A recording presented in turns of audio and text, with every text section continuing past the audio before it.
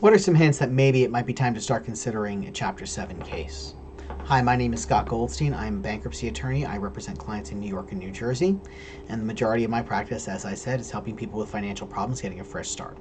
So we're going to talk today about what are a couple of reasons to look at maybe a Chapter 7 case if you would qualify for it.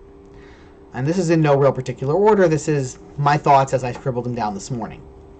First, take a look at your income to expenditure ratio. If you're looking every month and you're just paying your basic bills and you're still running behind because your income and your expenditures don't match, especially when that not match is related to servicing debt, meaning that your income and expenditures may leave you with, a couple of bucks, $100 left over every month, but when you start adding on the credit card bills on top, now you're actually running into the negative or barely breaking even.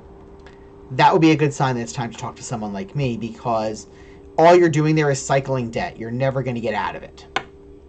Next, if you've gotten a wage garnishment or a bank levy, that's a good time to talk to someone like me, because you're going to be ending up going into the red on other things if your wages are being garnished. You're going to have major problems if your bank account gets swept, and creditors will do this. So if maybe there's a judgment out against you, it's going to happen at some point. So I would suggest, if that's the case, now's the time to talk to a bankruptcy lawyer.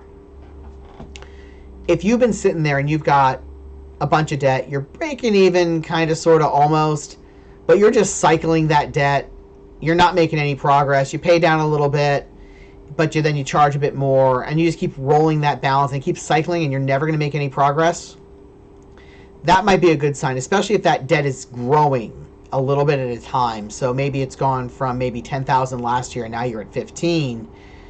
That's not a good sign. That's something you really want to look at and say, well, maybe I can't handle this and I need to look at other alternatives, and bankruptcy might be one of them. Or if you speak to someone like me, we might be able to help you figure out a way that you can pay your debt down over time, intelligently and safely, without getting yourself sued. All right, next one, big one. Somebody sues you for something. You got in a car accident and you're being sued for it, and you don't have enough insurance coverage. You have a business dispute and something goes wrong. Someone trips and falls at your house and your carrier's not going to cover you for whatever reason. That's a good reason to file for bankruptcy, because at that point you need to get that relief, because one lawsuit can be catastrophic if there's not coverage for you. And this is my last one, and this is a biggie that I see. If you're looking at taking out your retirement loan, a pension loan, something like that, in order to cover a bunch of debt and consolidate it down, that is the worst possible thing you can do. Couple of reasons. One, if you're going to do a straight withdrawal, you're going to get taxed on it.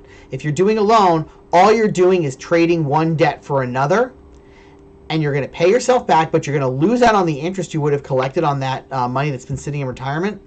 And it's not a good idea, and it's going to make life even harder for you, because those are short-term loans. They're not long-term. But that problem that you're dealing with the debt, that's something that can be dealt with.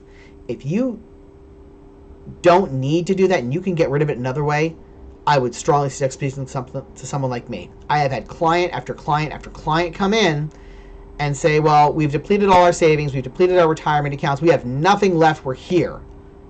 And had they come to me 3 years earlier, they would have had $50, $60, $70, $100,000 in savings put aside for their future in their retirement accounts for their future, so they wouldn't have to work until they can't physically do it anymore and they could enjoy some of their retirement. If your situation sounds any of like these situations, please contact me. Look at my website. Check out my blog. We have a lot of information that we're going to be posting over time. Please take a look at what's out there and available for information. And then if you need to, we are available to consult at any time. My name's Scott Goldstein, and I hope to hear from you soon.